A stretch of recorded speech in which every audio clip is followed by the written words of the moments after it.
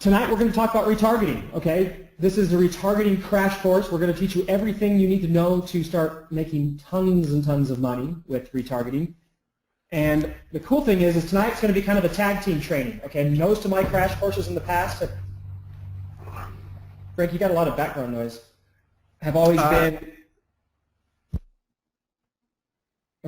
been just solo. Well, Frank is actually one of my very high-end consulting and coaching students, and I taught Frank how to do retargeting a long time ago, and he literally took it, ran with it, and has been making a killing with it in his business. Now, Frank's not only a kind of a techie guy, he'll tell you a little bit about himself as he gets going, but Frank also runs a multi-million-dollar a year e-commerce business, does really, really well, and then applied retargeting and has been getting like 30% returns across the board on some of his stuff, which he's going to show you guys.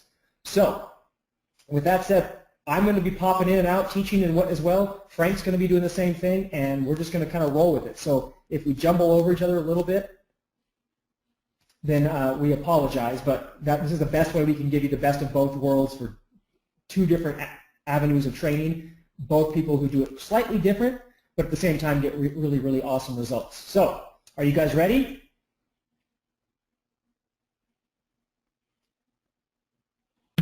Is anybody ready? Okay, cool. So, one more thing, guys. We're going to go kind of fast. Feel free to ask questions as we go. We will do our best to answer them. We are also going to try to do a Q&A session at the end of each section so we can keep everything contained and keep people on topic, okay? If we do skip your question or miss it or whatever, we are not ignoring you. We're not being mean. We will answer it at the end if we can't get to it at any other time, okay? So please don't spam the chat box with questions. Let's just keep this thing flowing. And if we do miss your question, I'm sorry. It's not intentional. We will catch it at the end, but do feel free to ask your question, as we go, all right? So with that said, welcome to Retargeting with Tanner Larson, Frank Keeney, and the Build, Grow, Scale team. So Frank, are you there? I am here. Can you hear me? Yeah. Coming through okay? Sound great. Fantastic. Well, yes, I have been one of Tanner's coaching students for quite some time now, and I have to say it's been worth everything. I've come so far especially in the last year, in applying some of these things to my own business. So let me just tell you a little bit about me. I have been doing e-commerce for 12 years. I actually started doing things on the internet much longer than that. I registered my first domain back in 1994 and I did lots of websites by hand in the past, but over the years I've done lots of technical things. That my background is more in the IT world, but found a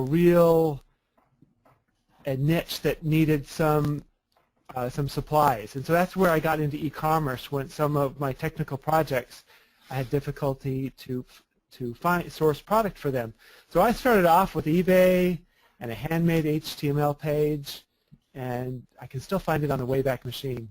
So I started off at packing my own boxes from my garage, and over the last 8+ years, I've been using fulfillment centers, Amazon, and drop shipping. So I have stock in a local fulfillment center, and then I have stock at Amazon, fulfillment by Amazon. I currently use most of my businesses through BigCommerce, and I do have some small niche stuff that goes on in Shopify. Actually, I'm liking Shopify more and more as time goes by versus BigCommerce. I still have things on eBay. I put them up there; they make money. Okay, why am I here, and why did I go down this road and get involved with someone like Tanner Larson? Well, it's because things I did 10 years ago, they just don't work anymore. I mean, I literally started my first e-commerce website, put up this horrible page, but it had product people needed, and I would post messages in forums and different chat sites and different places where people were talking about this type of product. And people just came and started buying. In fact, I still have customers that buy from me that have grown along with me in their businesses, because what we have really worked for is repeat business. So that being said, let's start off with some retargeting. All right, way back in 2013 is the first time I saw Tanner Larson mention something about retargeting. And so I think, like lots of other people, I probably wasn't unique, and I just kind of set things up and just tinkered with it a little bit, didn't really look into the power that it had. I just set it up on my website and kind of let it go. I ran it for a few months, so probably longer than that. Really didn't know if it was working or not. And so I just sort of paused the ads, and I did notice that, sales, weren't quite growing. They dropped a little bit. And I thought, well, I've done something wrong. I probably need to look into this and exactly what this retargeting was or was not doing for me. So I knew something was wrong. I needed to look into it a little further. So I looked at my setup again. I spent a lot more time, invested more time looking at what the platform could do, and found what I should have done and what I should be doing. And really, my setup was incomplete. So once I looked at all this, and I just put some more time into it to really take advantage of what it did. I mean, I was just blown away. I was so surprised. I think as soon as I saw what it was doing for me, and after I made some changes, I started posting screenshots on various places on Facebook showing, hey, look at this, look at what this is doing for me. And at the same time, I was seeing other people doing the same kinds of things. But for me, I mean, my e-commerce business, we sell electronics. It doesn't have the highest margins, and it was really, really making a difference for us. So I'm just going to show you some samples. Here's a 1 day's worth of sales. Now, when I can spend $74 in ad spend and see a conversion value like that of over $4,000, I mean, that makes me excited. Now, guys, before Frank goes on, real quick, let me kind of cut in here real quick and say, the reason for Frank's telling you that little story about his past and how he started using retargeting is that because that's literally how most people do it. You just throw up an ad and you okay, what's it doing? But the reason that Frank is where he's at now is because he understood how to go into it and start breaking it down, and now he's getting these kind of crazy returns. So keep going, Frank.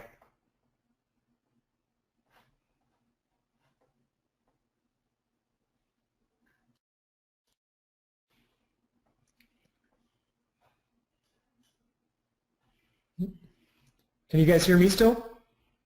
Oh, can you hear me? Yeah, I'm sorry. I muted myself for a moment. But I think I did, yeah, exactly what Tanner said. I just threw the code in there and put up some ads and just let them run 24 hours a day. And, I mean, I realized that was actually making results. But some of the things I'm going to show you further along is what really opened my eyes to what it could do. Now, guys, the other point I wanted to make off this, that's what I wanted him to, I actually meant to make when we lost Frank, was that, so he threw retargeting up there, didn't even know what he was doing, just let the ads run, and it was making money even though he was doing it wrong, okay, and not completing it. And then when he turned off the retargeting, that was when he realized, hey, my sales dropped. So he turned it back on and figured out how to do it right. So the point of the matter is you can really screw up retargeting, and we're going to show you how not to screw it up, but you can really screw it up bad and do very, very well with it. And that's why it's so important that everybody, no matter how small or new or big or whatever your business is, you need to be implementing this, okay? Does that make sense? There is method to our madness here, guys. Yeah, it really was. It was working, and like Tanner said, and because I didn't have things in place, I didn't know what it was doing. And I mean, I just look at a week's worth of sales, and the ad spend is just such a bargain. And then just looking over 30 days and what it has done. And what kind of ROI is that, Frank? $1,000 ad spend and $120,000 and $130,000 in sales? That's very good. That's very good ROI. Excellent, fantastic ROI. That's why I had to. Yeah, just above average. that's why I had the big explosion there. But once I made the changes, then I could really see what it was doing. I mean, I had it up and running, and I was making money, but I didn't know what it was doing for me. And those were all those changes after that would really made it apparent what I could do, how I could now start spending more on ads, and other ways I could do to make this just even better than it was. So just a few things. Yeah, these are gross sales, of course, not profits. I mentioned, yeah, these are fairly low margin products. They're electronics, but we're trying out some other things too. We're actually starting to private label some of our own products, and I wanted to say that again because retargeting is economical enough even for a low margin product. It's so effective. It's dirt cheap, guys. Retargeting is the cheapest traffic you can buy, and it's the highest converting. Yeah.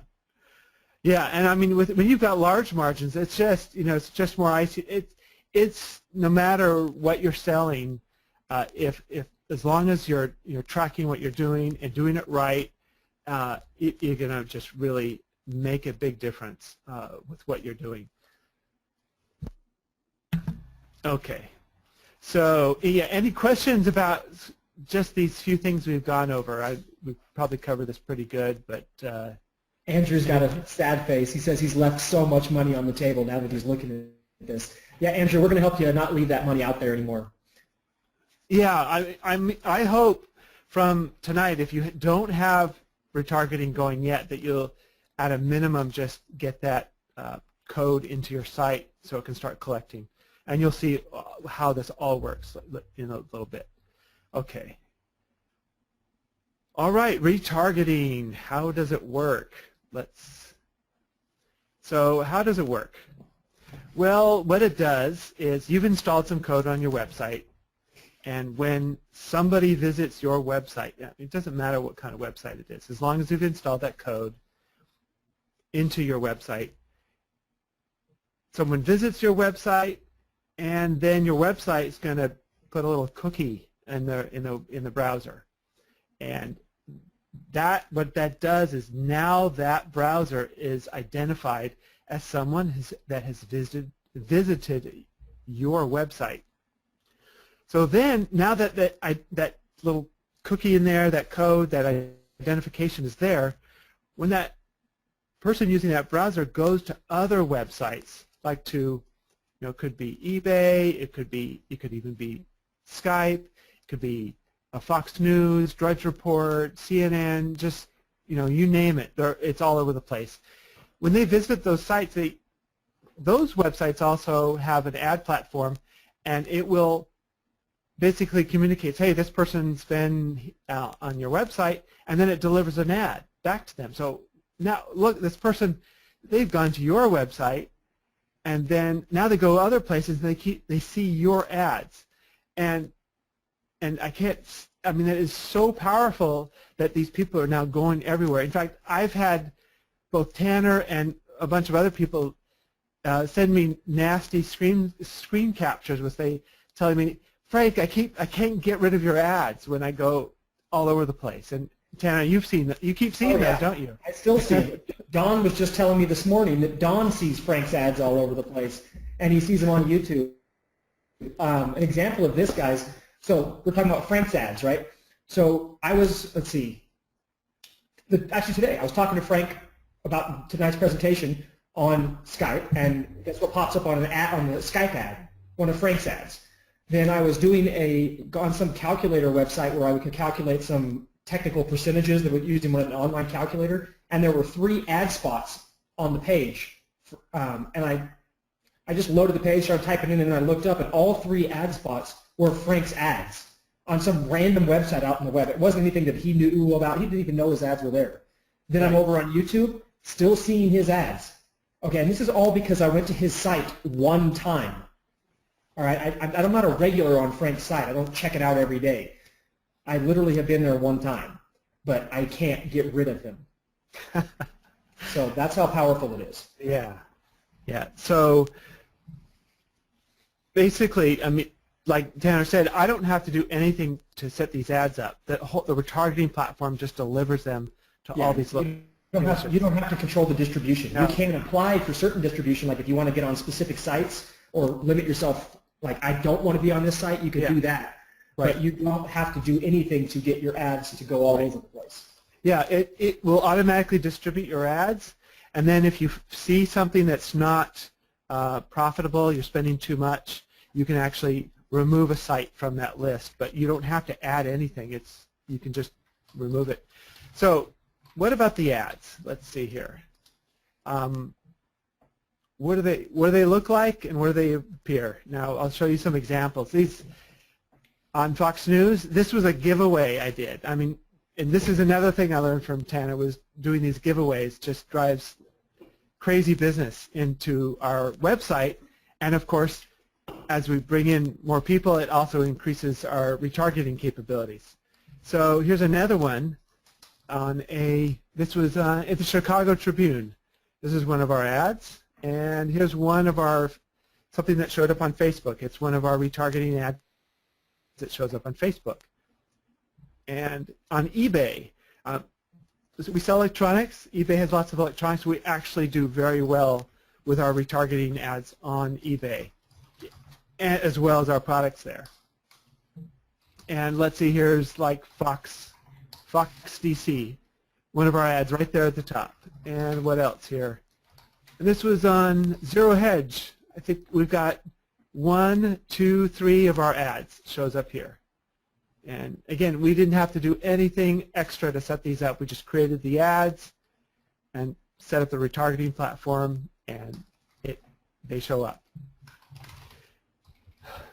The power of retargeting, it builds your brand. I mean, I know many people are, when you're competing in this competitive, commerce marketplace that we have on the internet, so many, including myself, have done their own branding. So hey Frank, I got an idea. Actually, before we get to touch this slide, go back to your ads.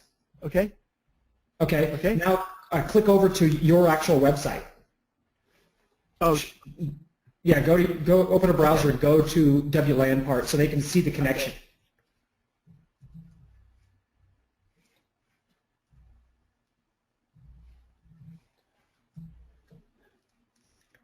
Is that showing up correctly? Yep. So look, guys, it's not a crazy site or anything. It's just simple ads, straight to the product, and it works. All right. So when they see all those ads, they click on any one of those ads. They wind up here. Now he could make it very specific, like on the Ubiquity giveaway. That goes obviously to a Ubiquity landing page. Or he wants to promote a specific product, it would go to the specific product page. But in this case, it just sends them right back to the site. Does that make sense?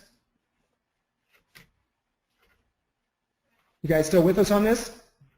I think everybody's here. Okay, good. They're good. Okay, good. So yeah, you can go ahead and go back now. I just wanted to make sure they see the connection. Okay.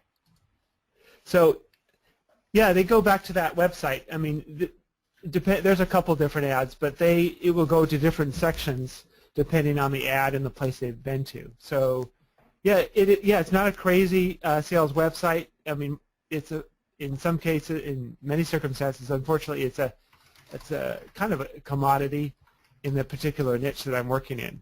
But so people know what it is. But this still drives people back to the website. It definitely works.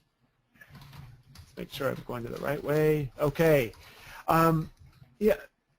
I mean, for like some of the products that we're private labeling, I mean, it's just fantastic for building those brands. That's something that this does. I mean, we all know that people don't usually buy the first time they visit a website. I mean, I look at my statistics on my e-commerce store, and on most days, I mean, my conversion rate is about 1.5%.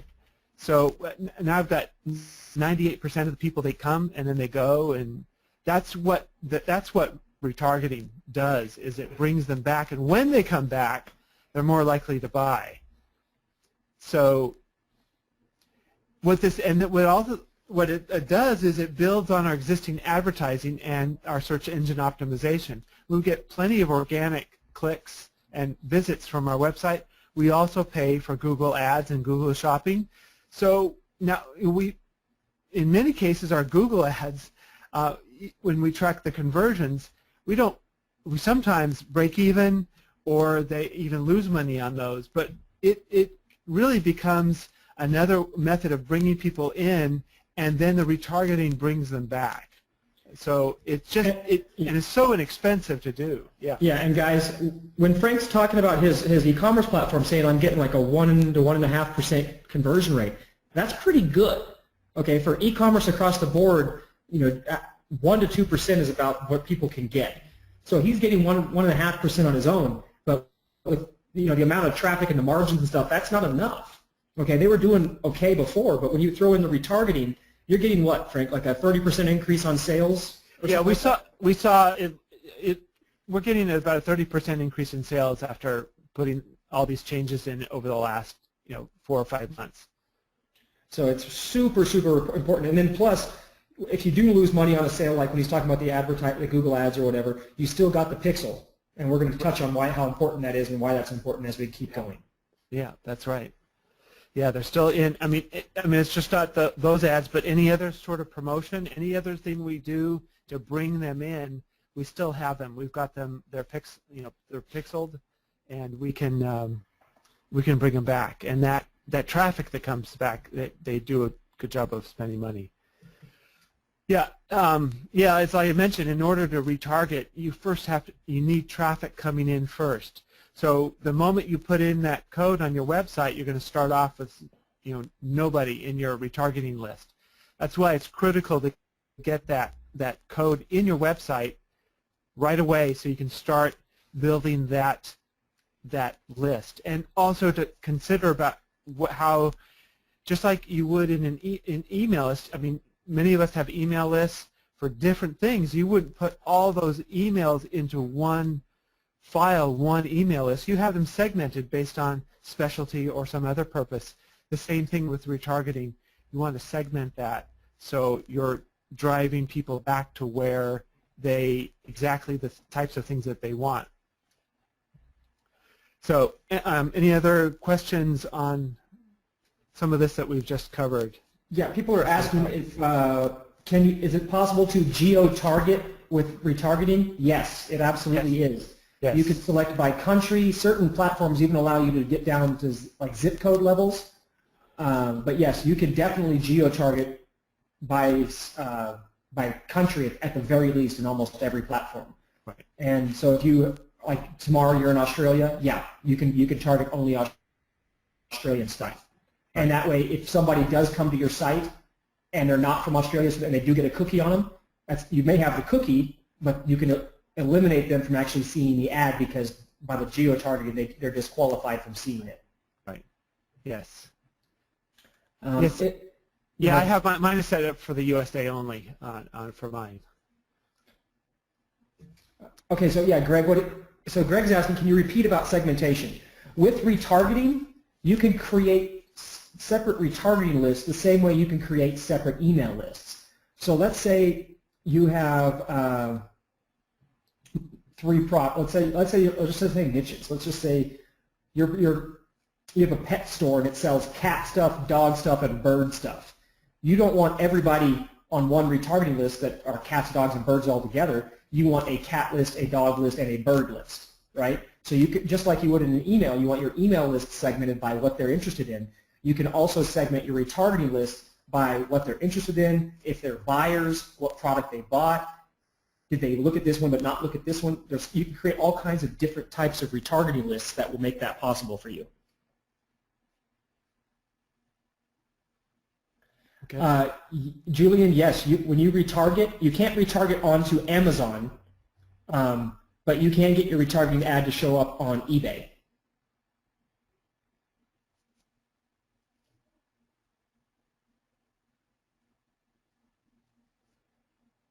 Anything else, guys? Yeah, I was also going to say that you can also do day parting, which is something I have. So day parting is when you just set what time frame you want those ads to show up. Mine's typically kind of before the business day and a little bit after the business day.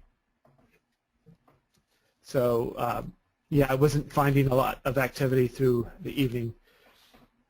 All right, we'll move on to the next. Yeah, we'll cover some of the segmentation a little bit more on some other slides, and I'll go to the next. Oh, hang on one Sure. second. So Sure. only static ads. Perfect Audience only allows static ads, meaning just one like JPEG type images. I think it's either SiteScout will do this GIF, right? You can do GIFs in Perfect Audience as well. They have to be, but they're limited by size. Okay, so yeah, you can have a GIF that moves a certain amount, but based on the size, you can only have it do so much action. That's Okay. right. So yeah, I know some of the other ad platforms are testing out video type stuff. Yes. And obviously Facebook, if you use Facebook custom audience retargeting, you can use a video retargeting ad. But Facebook's the only one that I know for a fact allows everybody to do video retargeting. Yeah. Yeah. All right. Okay, let's just go through some terminology just so we're all on the same page on what this is. Cookie code, that's the code that goes in the website, is it's called different things on different platforms. Perfect Audience, which is, we are in this webinar, we're almost everything is Perfect Audience retargeting. It's the platform we're discussing here, and we'll towards the end we'll talk a little bit about a couple other platforms. So Perfect Audience calls that the site tracking tag. Okay, and then Facebook calls it a pixel code. And, I'm sorry, were you going to say something? Mm-hmm. Oh, okay, and the retargeting list, Perfect Audience calls it a retargeting list. Facebook calls it a website custom audience. And that just goes along with their audience platform. All right, and then, oh, okay, let's see here. I guess that got duplicated. All right, the path. The most common way of segmenting is based on the path, the URL. You can put the name and even wildcards to do segmentation. Impressions, it's the number of times. Hang on, let's go back to path. Okay. Okay, so the path is the specific URL or word used to create the targeting list. So if, let's say you are promoting your, you're selling to your dog list, okay, and you want to target people who specifically looked at the joint supplement that you're selling. Okay, then the specific page would be the URL to that page specifically. So yourdogsite.com/joint supplement. That's the page that you would put that retargeting pixel on or tag it so that whenever anybody hits that page, obviously they are looking at the joint supplements, they are added to quote unquote a joint supplement retargeting list. All right, and a wildcard is if you have some kind of dynamic technology on your site where it changes, or if, let's say, if they hit, you have a page that's broken down by categories, a website broken down by categories. You have dog product, cat products, and bird products, okay? Well, if they visit any dog product that you have, you want them added to your general dog list, okay? Or if they visit any cat product, no matter which one it is, they get added to the specific, or the general cat list. Your wildcard would be the base URL, like yoursite.com/cats, and then the wildcard would be anything after that. So we know that they're in the cat section, but any URL they visit after that is good. Okay, does that make sense? That's what a wildcard is.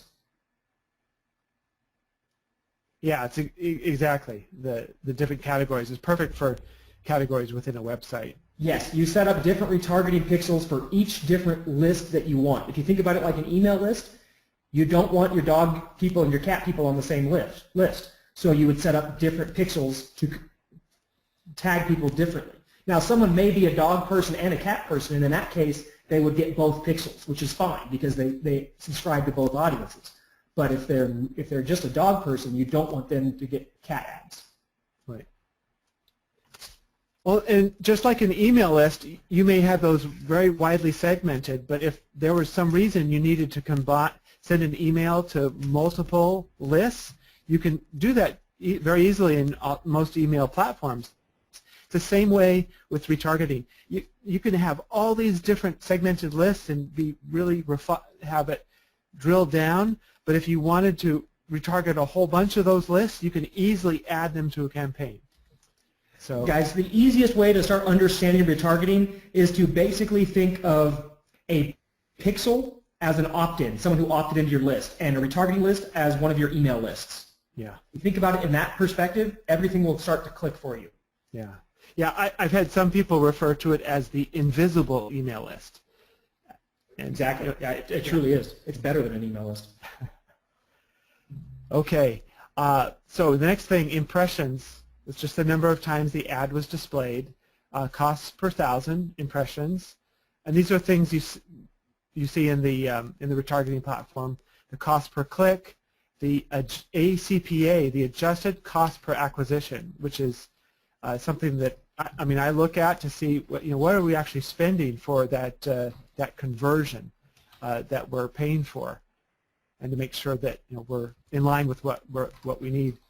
And then VPP, value per pixel, is something Tanner introduced me to. Just like people look at the value of your emails, how much is each email, how much is it worth to you, or how much are your pixels worth to you?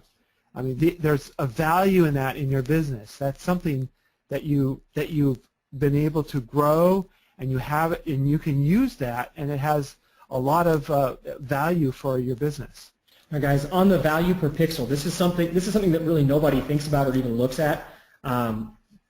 With what we do with Build, Grow, Scale, and a lot of our consulting and our bigger retargeting list, value per pixel is a metric that we track heavily, almost on a daily basis. Okay, so value per pixel is you take the amount of sales that you generated by your retargeting campaigns, divide that by the number of pixels you have. So if you had $100,000 in sales and you had 100,000 pixels, your pixel value is $1 per pixel. Okay, why is that valuable?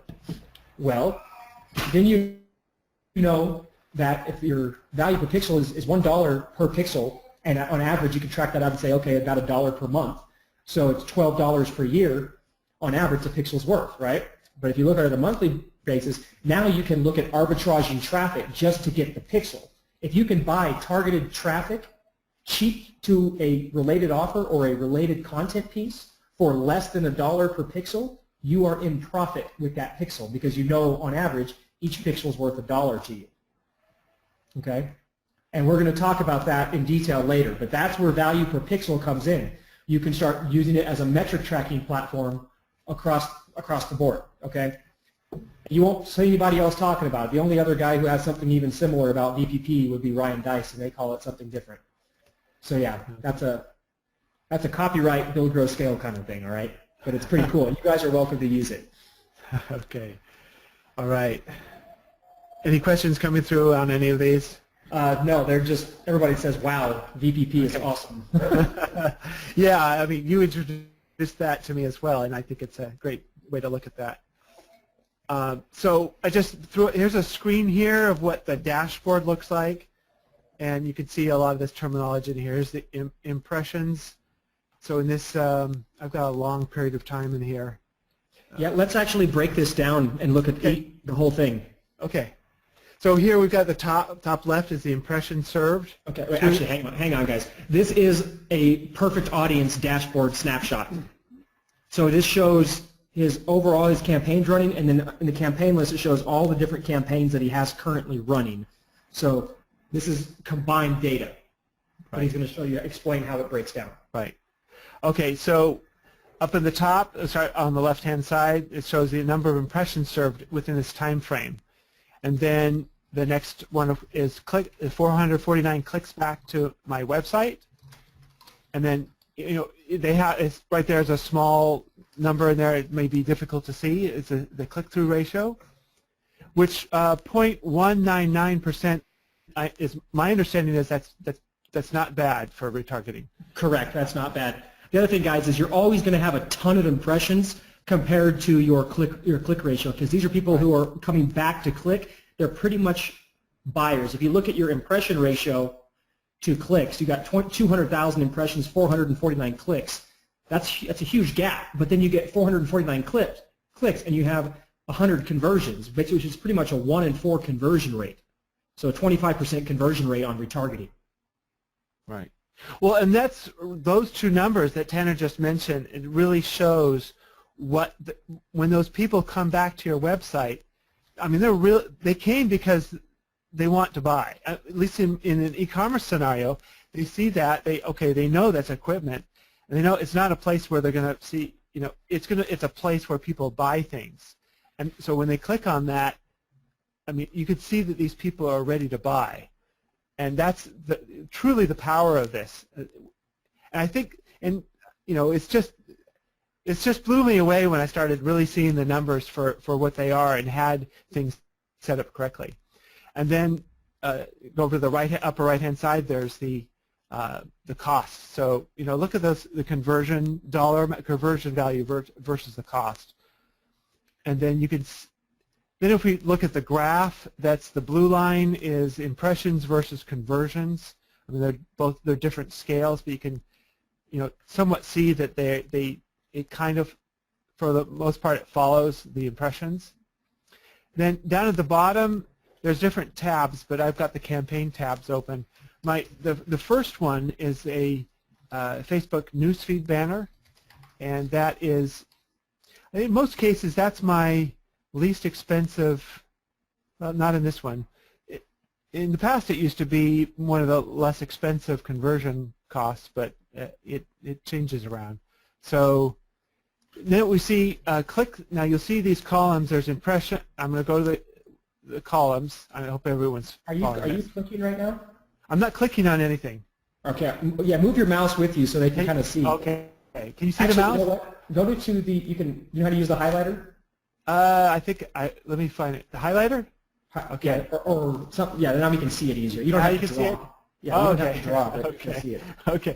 Well, there it is. I'm looking at that right. How do I remove it? Same tool window. Oh, just click it again? Okay. Okay. All right. Anyway, I'm looking at these right up here at the top. There's impressions, clicks, the click-through ratio, and what it does now, of course, that's in that column for each of those campaigns on the left. And I'll go through the campaigns in just a moment. There's a cost per thousand, the cost per click. So you can see my Facebook banner ads are about $1.71 per click, where these that say my campaign, I don't have the description in there correctly, but those are my dynamic retargeting ads.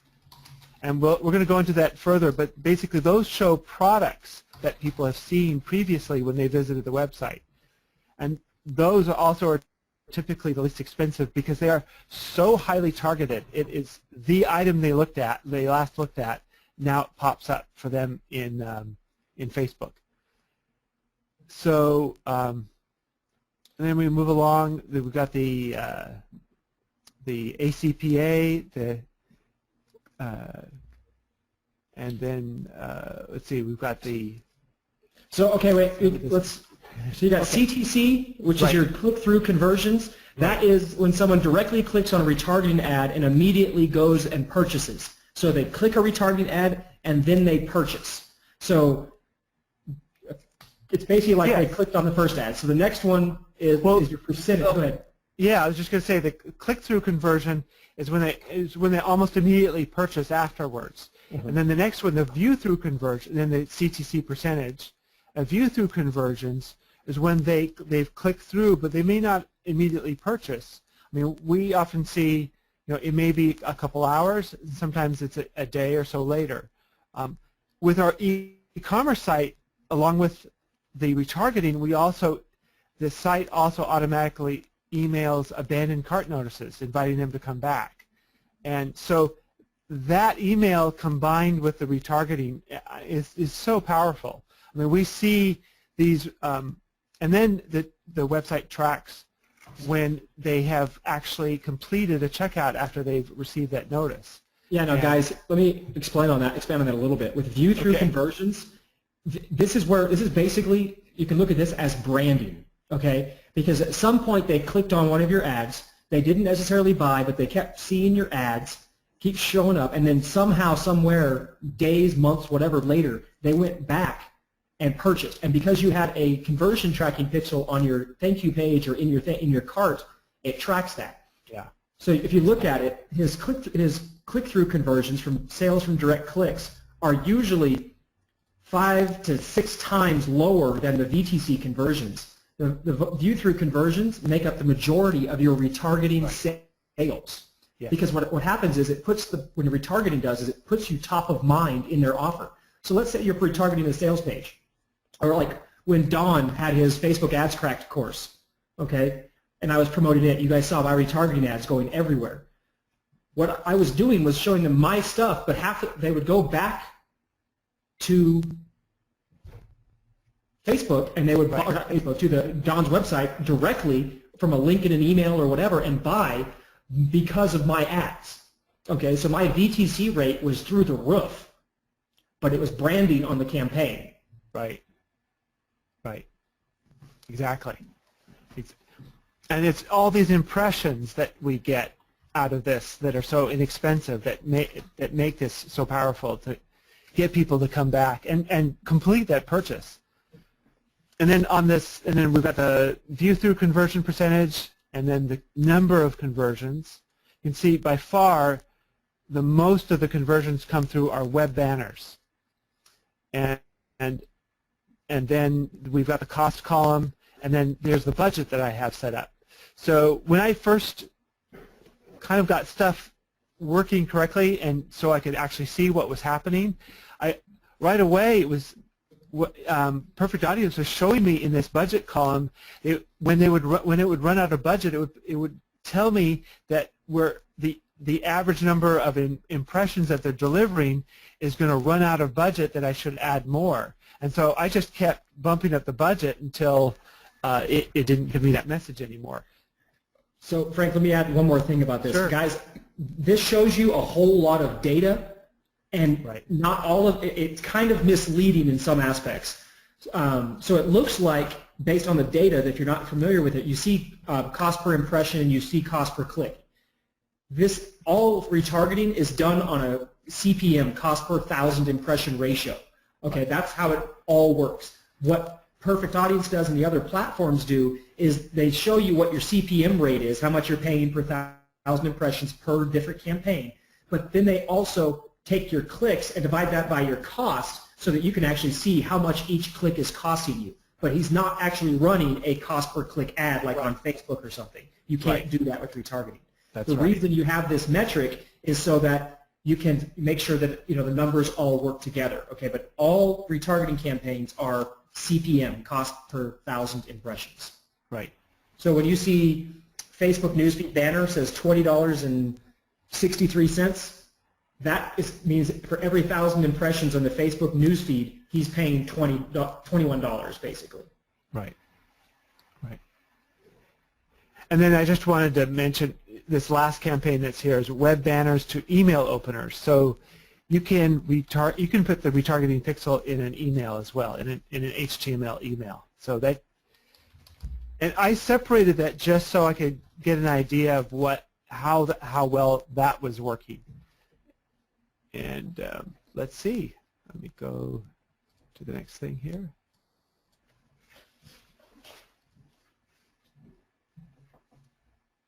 All right. All right. All right. Other questions on this? Okay. So someone was saying, isn't $1.71 per Facebook click much higher than what it would cost from Facebook directly?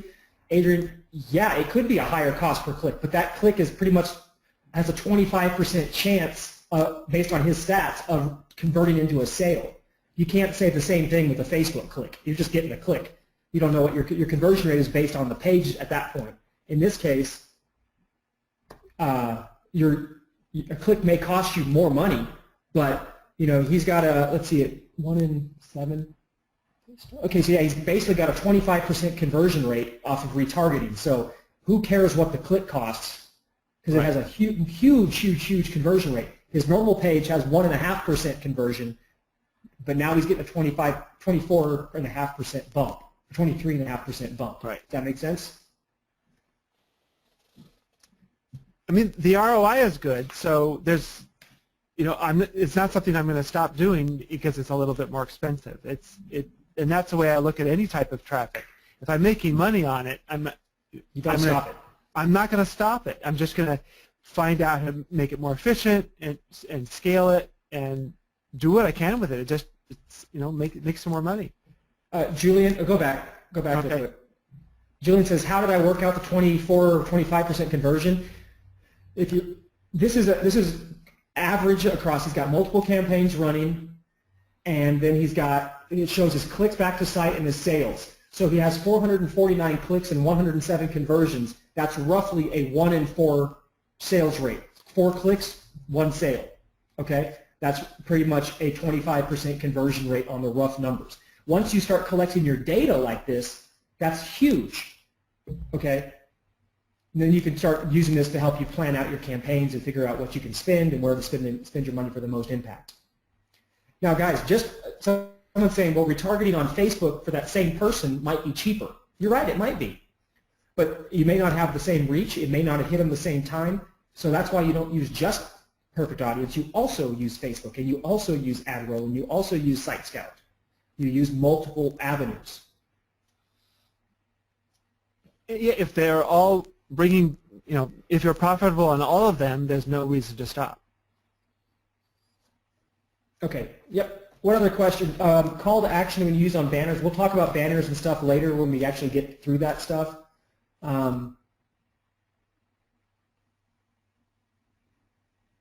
Okay, so compared to doing Facebook newsfeed retargeting on my own, which may be cheaper cost per thousand, is Perfect Audience worth it?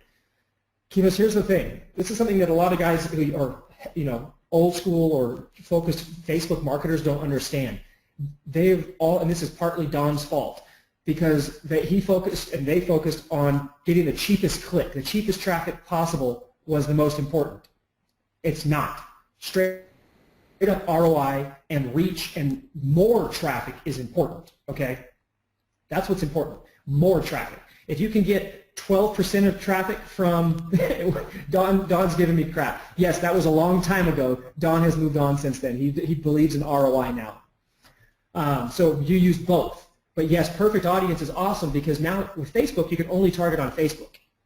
Out here, you can go across the board. Plus, Facebook doesn't give you near the metrics that Perfect Audience does. And I can take that same campaign that I'm running on Perfect Audience, duplicate it, run it on Facebook, run it on Twitter, run it on the web, run it on newsfeed and right side. So that's why. Yeah, and there's nothing stopping you from having both the Facebook pixel in there and the Perfect Audience pixel. You should have them both on there and both running at the same time. Have them both running and segment both of them out. I mean, when I'm planning something, I'll set up a spreadsheet with both. Okay, here's my segments in Facebook. Here's my segments in Perfect Audience, and I'll test out different things and see how they both work, and just work.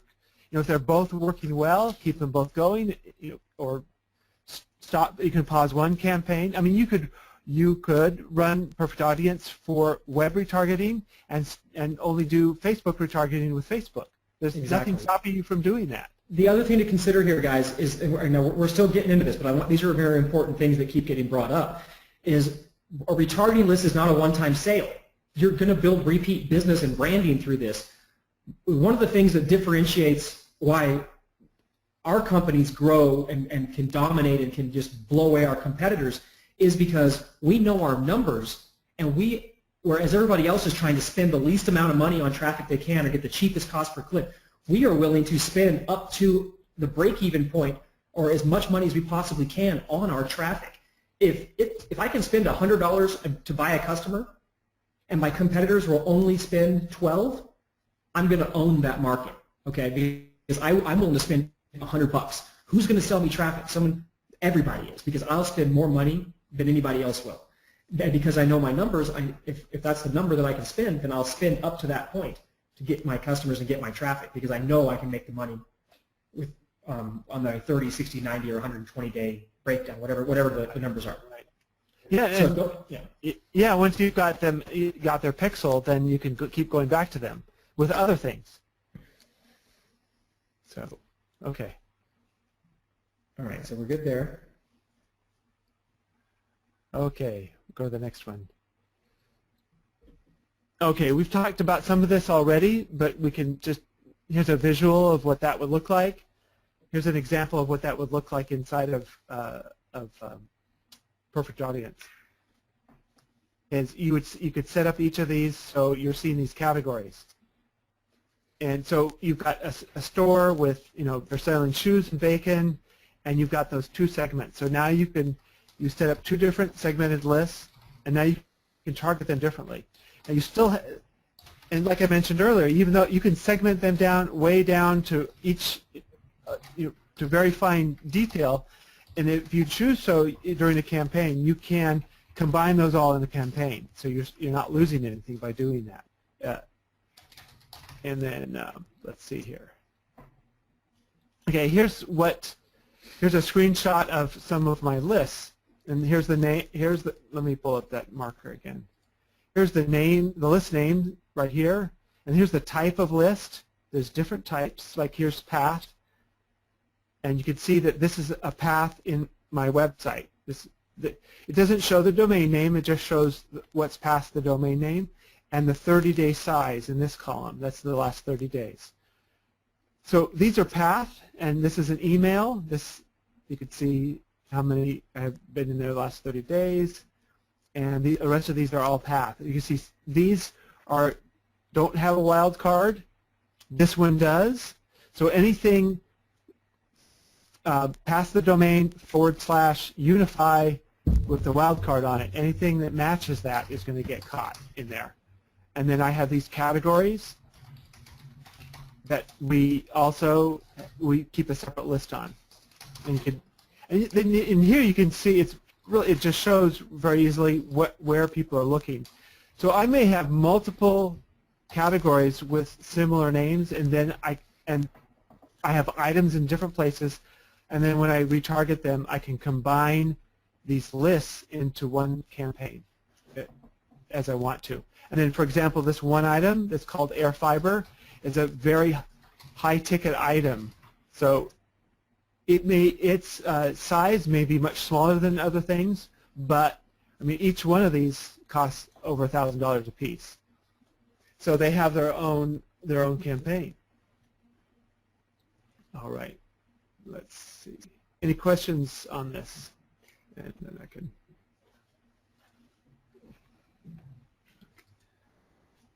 Okay, are you guys understanding the different types of basic list segmentation? Does it make sense to you?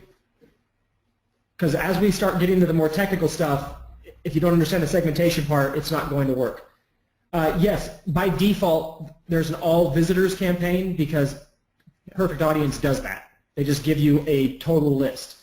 Yeah, and that's right here. That's anybody who visits your domain at all. Right. Yeah. Email type retargeting list is an email. It allows you to place a pixel in an email, which we're going to talk about in a minute, so that you can actually build a retargeting list off people who open specific emails. So all of you guys who open the emails for this course, guess what?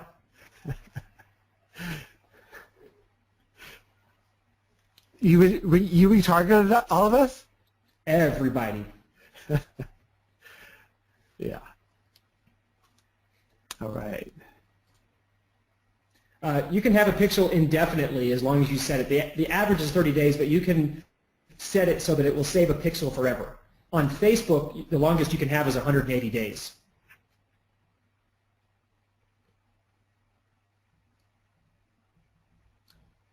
All right. And this is an example of when you have these multiple lists, you can, when you're setting up your campaign, say you're going to target people that like Ubiquity, but since they've already gone through this thank you page, you don't want to, for this particular campaign, you don't want to retarget them.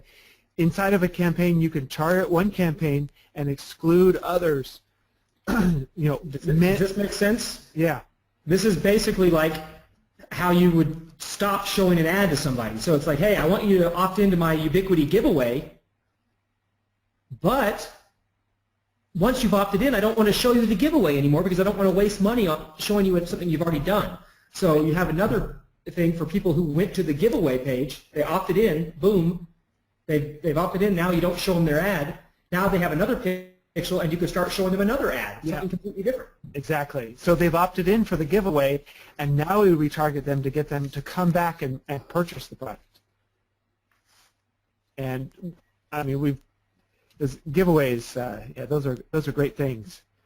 All right. Okay. Another segmentation is, especially in an e-commerce environment, but this is modified for all sorts of different types of carts and funnels. So we can actually look at, if someone went to a shopping cart, we could have the conversion tracking and the code set up. So, okay, we know, okay, they went and added something, they went into the shopping cart and they had something in their cart. And maybe they just went away. Well, now we can retarget them to invite them to come back and complete their checkout. We could offer an incentive or just a simple reminder that they've missed out on checking out. We can also track who completed the checkouts. And now we have a buyer's list. Now I mean, anyone that does email lists, it's, you know, those buyers are very valuable. So these people we can retarget with a completely different type of ad in a different way from those that have not purchased or those who have abandoned their cart. So I mean, up to your imagination. You would give them another incentive to come back, or show them some new products, or give them some sort of coupon code. There's just so many things you can do that buyer's list. Now, with e-commerce on our platform, I mentioned this once before, and I'll say it again. We can retarget them if they don't check out, but our system also sends them an email, so they get multiple. There's all these touch points that they get, that they see that that we're asking them to come back, and you know, all of them work, and in combination, I think they just compound on themselves. Let's see here. Okay, here's a kind of just a graphic of the way this would look. I mean, someone comes to visit the website. These visitors, as I mentioned, we're getting a 1.5% conversion rate. So many people don't even go any further. But we're, you know, no matter who they are, we're cooking them. We've got the pixel. Yeah, let's put a number on that, Frank. Let's make it like, because 1.5%, people think of percentage, they don't actually think of it. So guys, this is where it gets crazy. So we already talked about how his retargeting gets him roughly a 25% conversion rate off of a click, right? Okay, so this is going to be rough math. It's not perfect, but it'll give you a good idea. So if he gets 100 visitors coming to his website, only how many? Or actually, let's do bigger. We should go with 1,000. That's going to be not going to work. 1,000. That's going to be, if 1,000 people come to a site, 15. Yeah, 1.5 was too small. We'll do 15. 1,000 people come to a site, 15 are actually going to buy. All right. So all the rest of those 1,000 are gone. 900 zillion plus people are gone. Right. Now with retargeting, all 900 or all 1,000 people have been hit with retargeting. So 15 people are buyers. Boom, they're on the main list.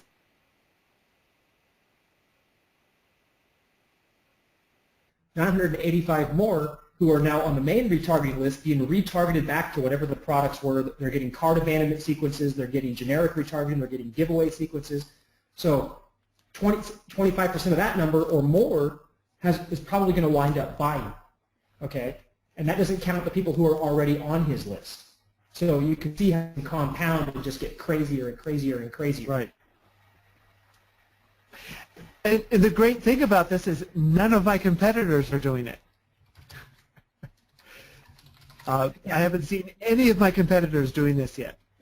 And guys, what he's telling you is true. Lois and I just took on a consulting deal where we, as an advisory position, with a $12 million $12 million a month company. They have never, like, retargeting, what's that?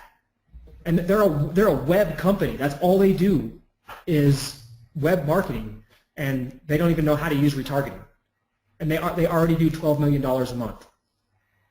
So nobody uses it. Right. Okay, go back to this explanation. Yeah. Oh, yeah. And it's. I mean, when I tell people about retargeting, I have to explain.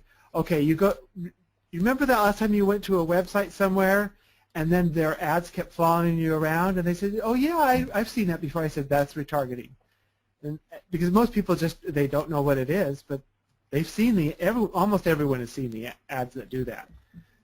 So yeah, so all these visitors come in, we get their pixel, and if they abandon their cart, we can also target them, and then buyers. We have a buyers list. So this is just a real short overview of how the customers flow through. Okay. All right. Now, I mean, like I mentioned, I've been doing e-commerce for a long time. I understood that whole process, and since over the last year or so, learning more about setting up sales funnels. Well, now you've got this. You set up your funnel. You've got a visitor coming in. Now you have all these. You have offers and upsells and downsells. Now you can put in. On every page you have the retargeting. And you can segment based on what action they have done. So now if they go to offer number 1 and they abandon it, you can retarget them and get them to come back. If they buy the first one and go to the next and they abandon that next one, you can retarget for that next upsell. And the same goes on and on down the funnel. Whatever behavior, and the term behavioral retargeting is often used for this, because now what we are trying to do is have some effect on our visitors' behaviors. So if we get them to do one thing, but they don't do the next thing we want them to do, we retarget them with something to perform a behavior that we would like them to perform, and so on and so on. Yeah, now guys, on this one, let's think about this like he's showing you, like it's a product launch, okay, or traditional info product marketing, the front-end product with an upsell and an upsell. So a lot of the time, especially if you're using PayPal, a lot of times people don't ever get redirected to the first upsell because they forget to click return to merchant, right? So they may have never even seen upsell 1, okay, or they saw it and their page crashed or whatever happened. It happens a lot. So upsells usually convert pretty highly, but there's still a percentage of those people who would buy again if they had another chance to see it, okay, even at a higher price. So if it's a one-time offer, you don't want to obviously offer it at the same price, but if it's just a standard upsell, you can offer it at the same price, at a discounted price or whatever, and keep escalating them up the sequence at the same time as everything is as your launch is happening or your product is being promoted. Does that make sense? I want to make sure you guys are with us on these examples because we've got a couple of them. Awesome. Okay. Okay. All right, and I just threw this in. It's kind of random, but I just turned on. I did a giveaway, and on this particular one, all I did is turn on retargeting. I didn't. I did very few ads outside of this, and this was a giveaway. All they had to do was click through here, enter their email address, and they were entered. And the thank you page was just looked like it was my website. It took them to a page of my website. Nothing too exciting, but even at doing the giveaway, after they clicked through and they got on the website, people purchased things. And I wanted to show that just to show just how powerful you can just turn that traffic on and have people come through and do things. And it's all about getting people back to your offers and to your website. And sometimes, something for free is something that will get them to click through when they normally wouldn't. All right. Any questions about some of these other things. Okay, so on the sales funnel example, you put code on each page. Yes, you would put pixel code on each page, or you would specify that specific path in your retargeting list. If you were doing a path list, you'd specify a specific path or paste code on the page that would fire and put the pixel on their website or on their browser when they land on that page. So yeah. Yeah, each one of these would have the code in here, and then inside the configuration for the lit, it would create a separate list for each one of these locations. And so when you're setting this up, you know what action has been taken, what has not been taken. So you set your offers up based on that. So this list could be called offer 1, upsell 2, and then you retarget as you need to. And then, but you know what they've done on each location because you have a name for each of these lists, and your campaign is set to give the correct banner ad for that retargeting list.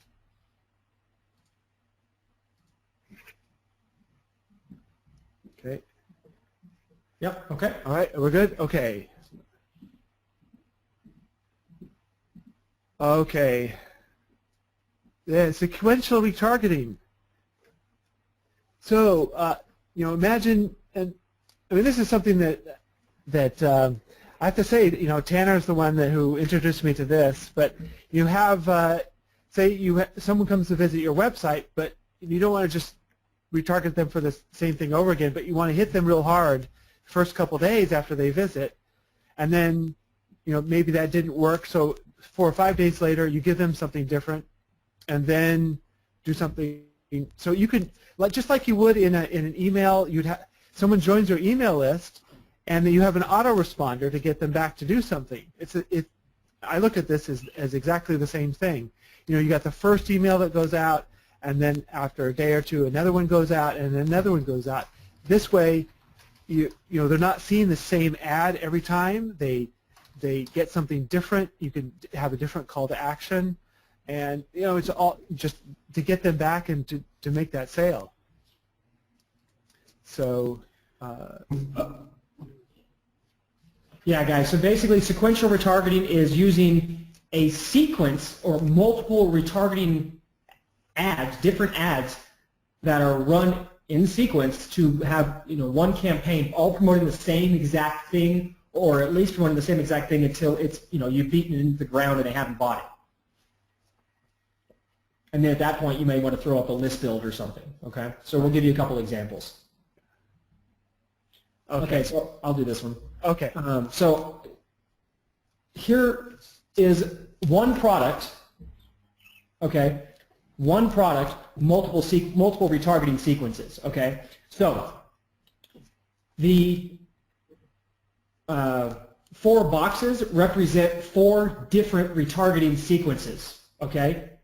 These represent retargeting sequences, not the product itself. So you have a main retargeting campaign that promotes whatever the product is that you're selling.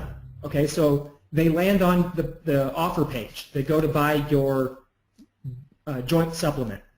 Okay, then they see and they leave the page. They see retargeting ads for the first 3 days, just saying, "Hey, come back. You want to buy this, right?"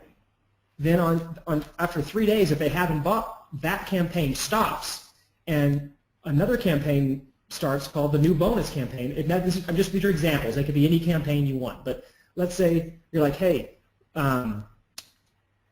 new bonus is we're going to give you a guide to making having a healthier, longer living pet when you buy.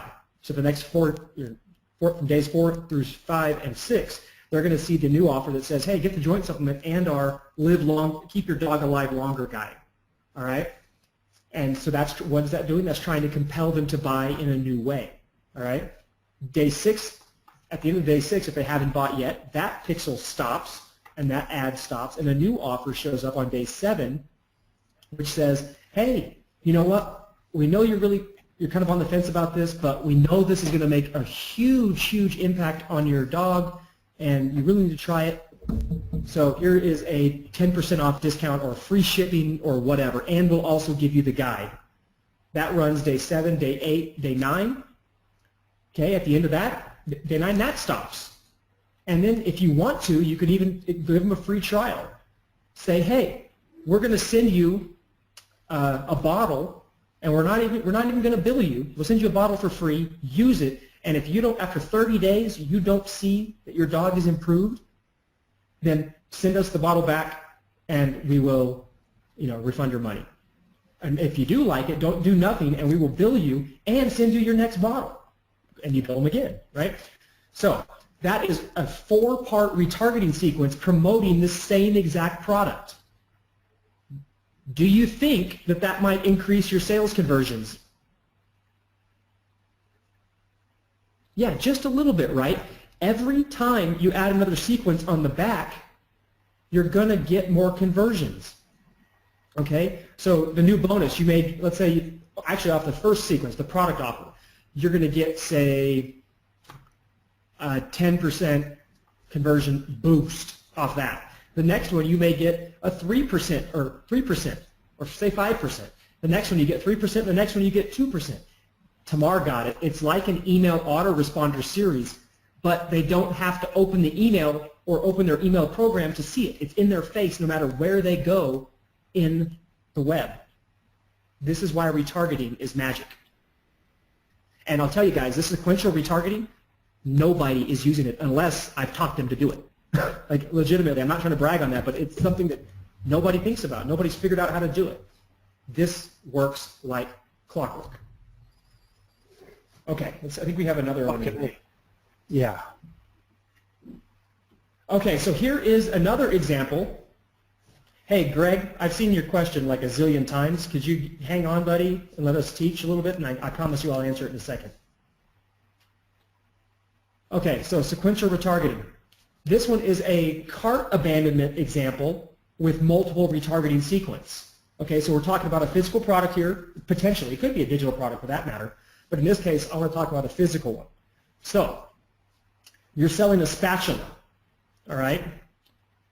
You're selling a spatula, and they put this is if they put it in their cart to buy it, okay? But you could have another campaign on the front of this that's like, hey, you visited this spatula page, come back and buy the spatula.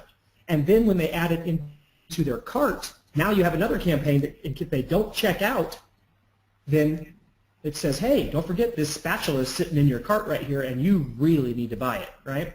So that happens day 1 to 2. On end of day 2, beginning of day 3, a product review campaign could start, which will take them to a review page that gives them more information on the product, maybe a video, maybe some third-party testimonials, some more pictures, and basically just gives them more information on it and says, hey, did you know this thing is lime green and it glows in the dark and it cleans itself, and once it's clean, it puts itself back in the drawer? You didn't know it could do that? Well, it can.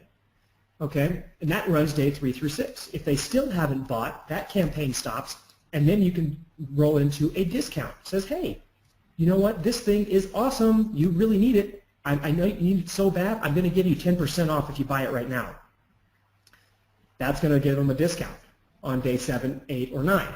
If they haven't got the discount by then, if they haven't bought within the first 9 days, they're probably not super excited about it, or they're broke or whatever. So the next thing you do is you throw up a giveaway. Hey, we're actually doing a giveaway for this awesome lime green clean itself spatula. Put your email in here, and you're entered to win. And now we've got you on an email list, which is all about the spatula, and we've got you on our retargeting lists. Okay? So you give them 3 chances to buy, and then you throw them into a freebie offer. Okay? Now, this is advanced cart abandonment. Okay, this is not what hardly anybody does. Okay, Zappos doesn't even do this, and they're really good at it.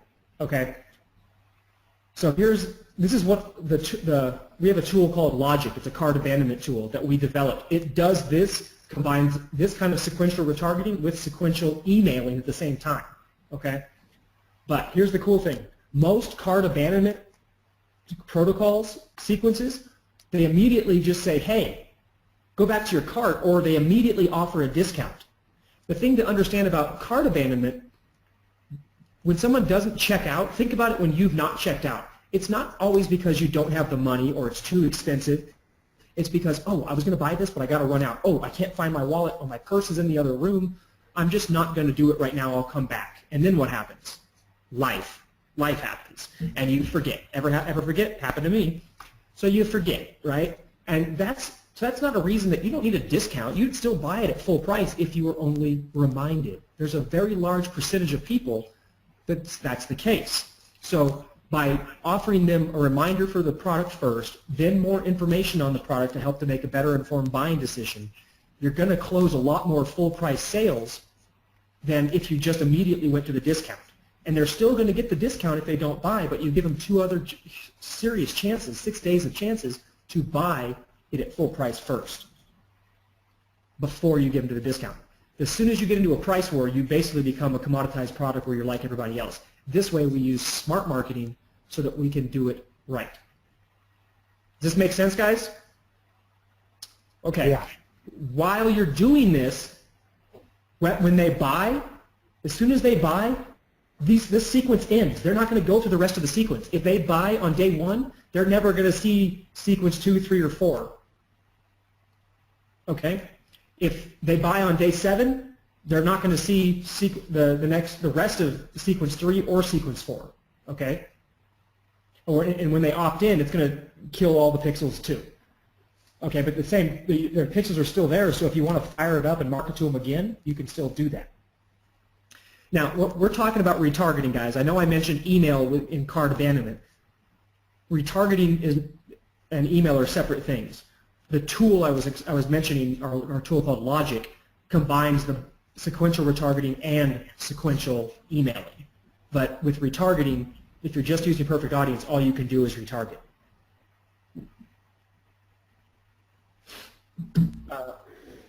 Okay, so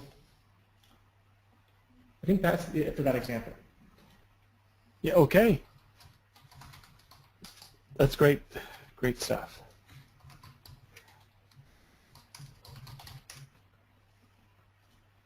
Yeah, just showing how you could set this up in a campaign.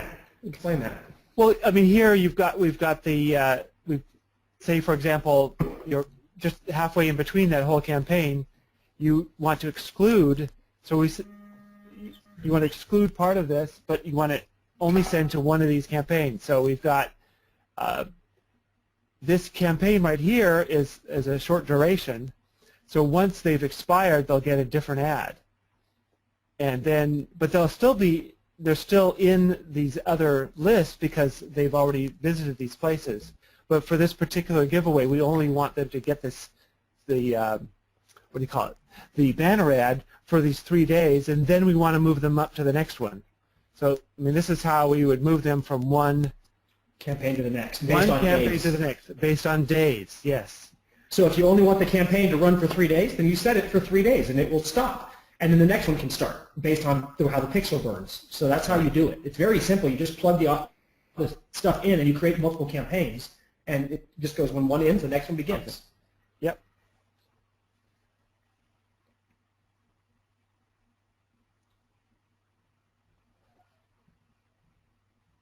Oh, can everybody still hear me? Hello? Yeah, we hear you fine. Okay, I think I thought you were cutting out a little bit there. Okay, wait, stop.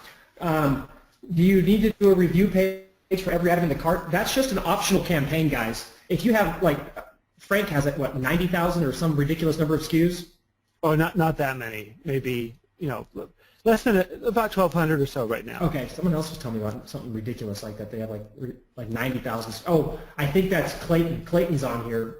Clayton has 60 or 90,000 SKUs, I think.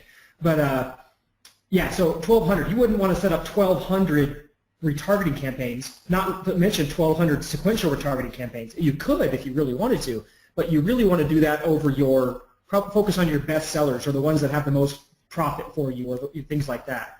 So if I had a bunch of products, I would start rolling this out one by one, or take my best product, my best converting product, or my highest traffic product, and make it convert better through a sequence like this.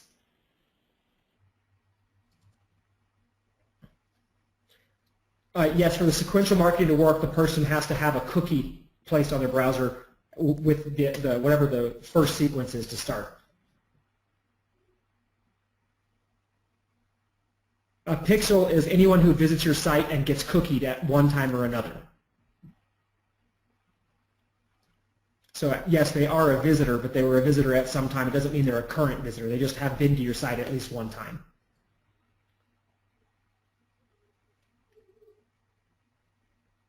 Is this making sense, guys?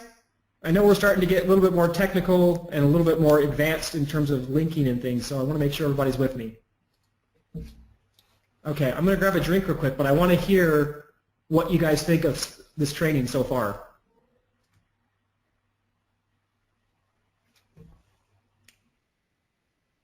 Scale of 1 to 10, what do you guys think?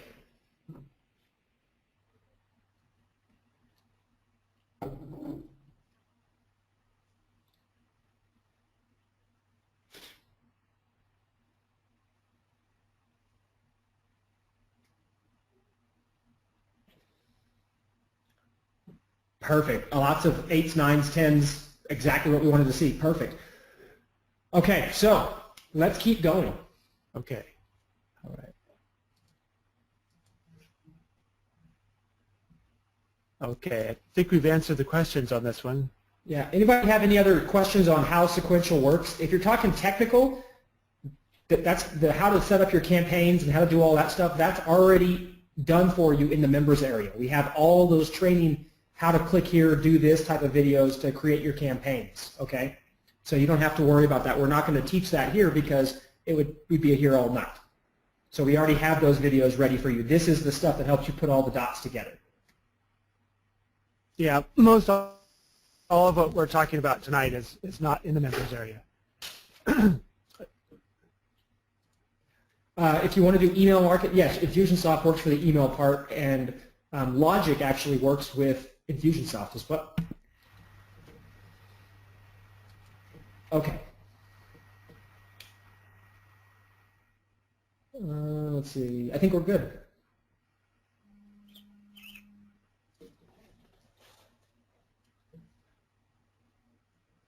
Okay, we're going to go into installing the conversion pixel, and now this, whether it's for Shopify or other platforms, there's a lot that's similar no matter where you're going. It's just some of the locations maybe have different names, but this, when I originally, in the very beginning, when I talked about, okay, I put up retargeting, I put up some ads, and I didn't know what was going on. The main thing, the thing that really left me in the dark when I first started out is I did not have the conversion pixel installed. And it's, I don't want to say it's a difficult thing to do, but it's, I think most people just put that code in their website because that's easy, and then they start the ads and they start the campaigns and they start seeing it working, but you don't really know, especially on a website where you are actually selling and collecting money through the website, you don't know what's actually happening and what's going on.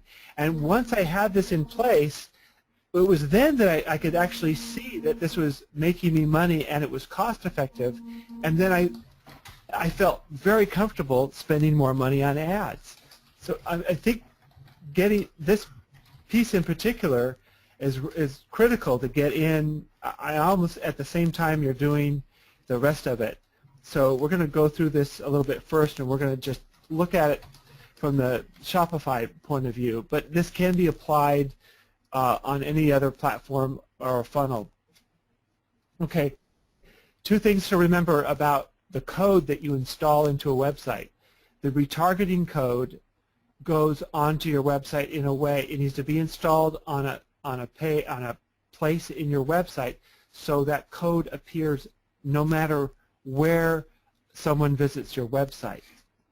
So that, again, that code, the retargeting code needs to be seen by every browser that visits your website. The conversion code only needs to appear where an action is taking place, a purchase or an opt-in or some other where you want to see that they're actually performing the behavior that you want them to do.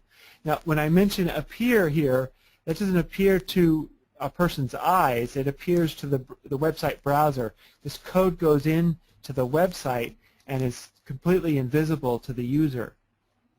So yeah. Now here, Frank, on this, here, guys, it may sound really scary to install code on your website, and here's a cool trick. If you're using WordPress, they make a plugin. yes. And you can just click the plugin and it pastes one number, your account ID number or your site ID number into the plugin, and it puts the code on all your pages, and then you can use path URLs. You just paste in the URL to create your different codes and your stuff. So it's very, very easy to use.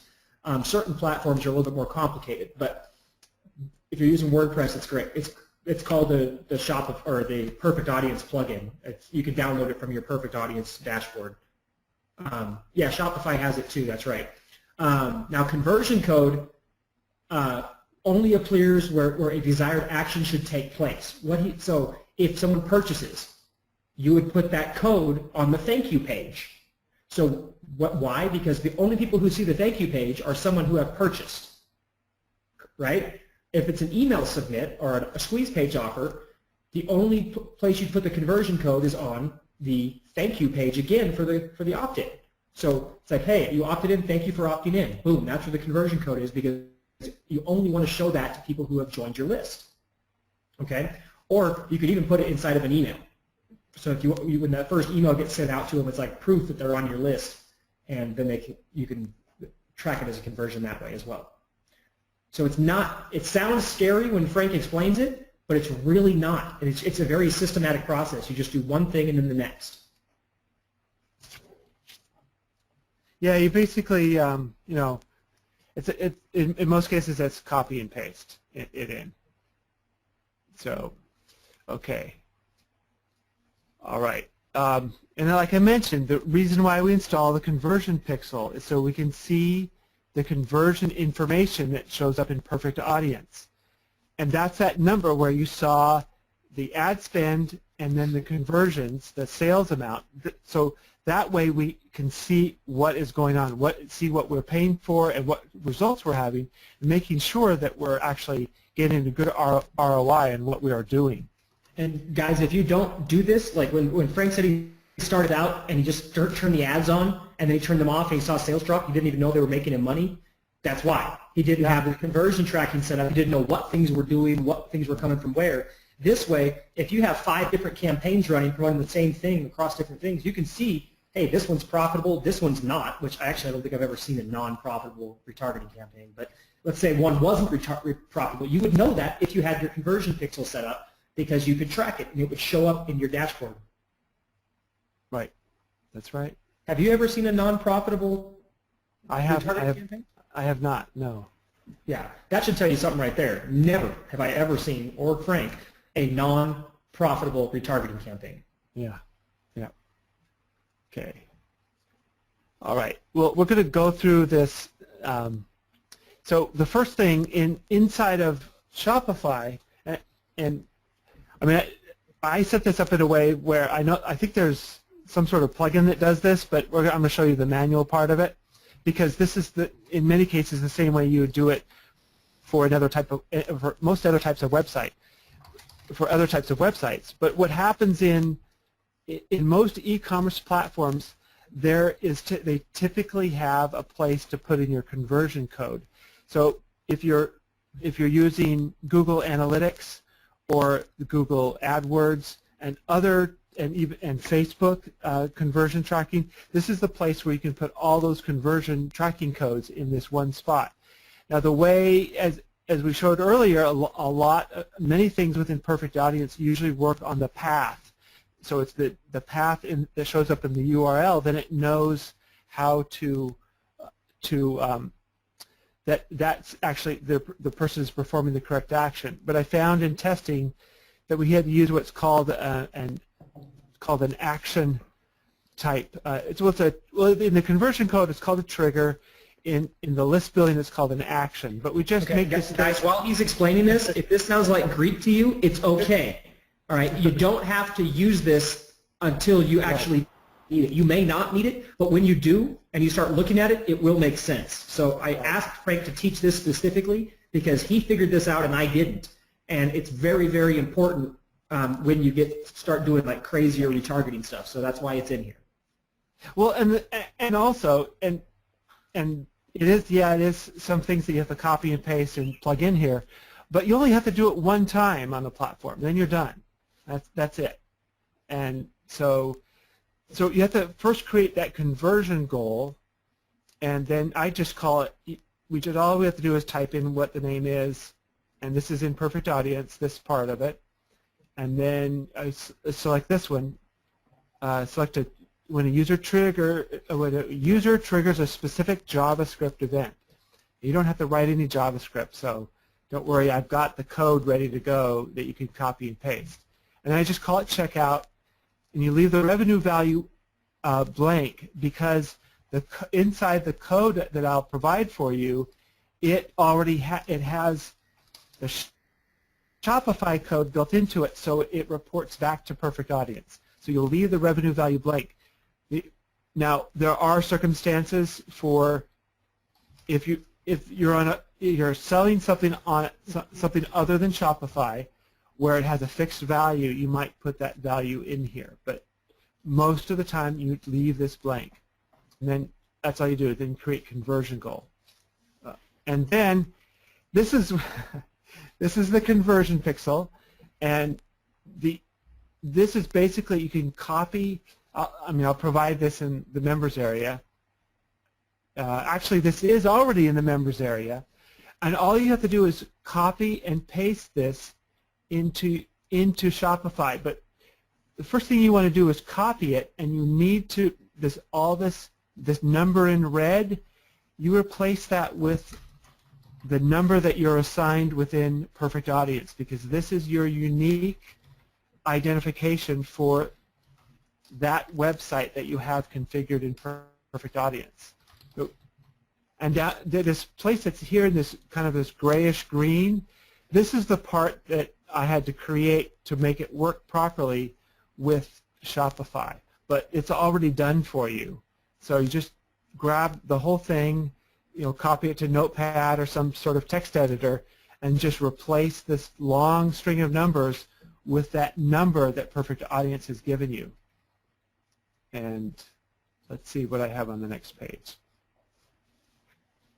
So I just wanted to review this a little bit. Now let me go back. On this first page, you can see in here where it says checkout. It's on Perfect Audience.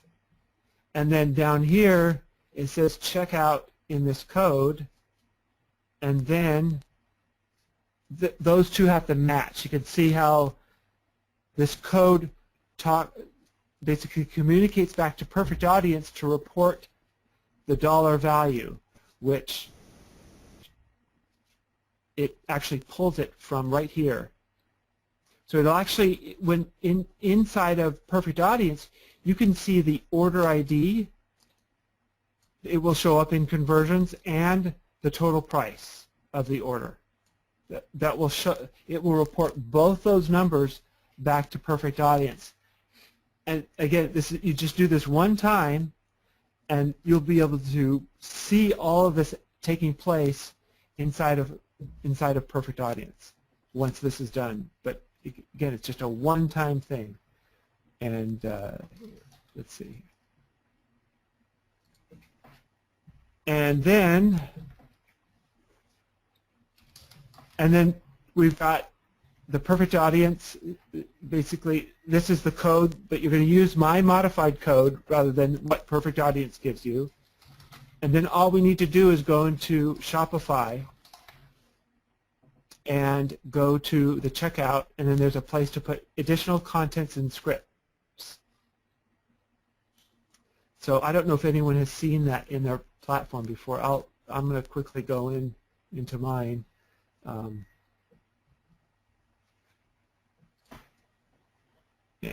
here we go. Brendan just had a light bulb moment. That's good. Oh, good. I'm glad. I'm just going to show you in mine what that looks like to go into, if it'll come up. But it's right there in your menu. That same place on my on my on one of my other e-commerce sites, I have that area that I'm going to show you right here. Let's see here, right here. So you go to, I'll go back to the beginning. So you go to Settings, and then Checkout, and then down. You scroll down, and it says Additional Contents and Scripts. Any additional instructions or scripts you'd like to appear on the thank you page, and Tanner mentioned that. That's the thank you page. This is the place where you put this tracking code. And that's the exact same code that he just showed you on the presentation. Exact same code. The only difference from what his code and the other code is that it has his ID number in it. Right. It has you have to change this. This is the only part you have to change to your own number that Perfect Audience will give you, and then all this code down here is ready for you. It'll report all your sales that come through retargeting will be reported back to Perfect Audience. So, the nice thing about this place in here, if you can put other scripts, as long as you leave this all alone, you can add other conversion scripts in there, like Facebook or Google, because if you're doing Google Ads or Google Shopping from your Shopify, which is often a very good idea. We bring a lot of customers to Google Shopping. We put in their conversion code in here as well. So, yeah, like I said, just getting the conversion code in will just give you so much insight to what is happening. And this is the step that so many don't do. And you'll be able to, once you see those numbers, you're probably going to want to spend more on ads, because if you've got this retargeting set up right, it's going to bring you lots of business. So this is just a quick illustration of what I just showed you within Shopify. It really is copy, modify that number, and paste and save, and you're done. You're done as far as the conversion tracking goes. Tamar is asking, is the pixel for conversion different from the retargeting pixel? Yes. Yes, they are different. You don't have to be, but if you're doing it this way, it is a different pixel that you're going to place. Yes, it's typically different, but you can actually set them up to both.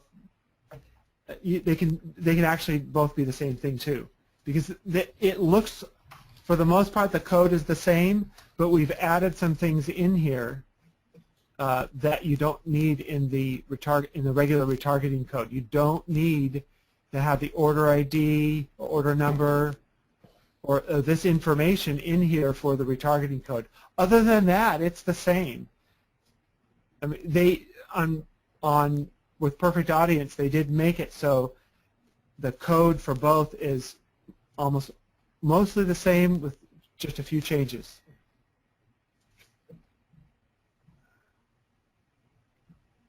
Okay. Yeah, I know that's a bunch of code, but it truly is copy and paste. Anybody have any questions on this? I think you have a question slide next. Yeah, I think that might have been my question slide. Let me see. Okay. Yeah. Okay. Don, do you have the same code in English? That's sort of English. Well, just think about the people that don't speak English, and all the code for all this stuff is all in English, and they have to learn a new language. So I didn't think about it like that. But guys, on how to do all this stuff, like and understanding these different codes and where do you get them and things like that, all of that is already in the technical videos that are in the members area for you. Yeah, this code is there for you to copy out and paste right now in the members area. And you just have to, and it has instructions on how to modify that. So it's fun stuff, isn't it? Oh yeah, love retargeting.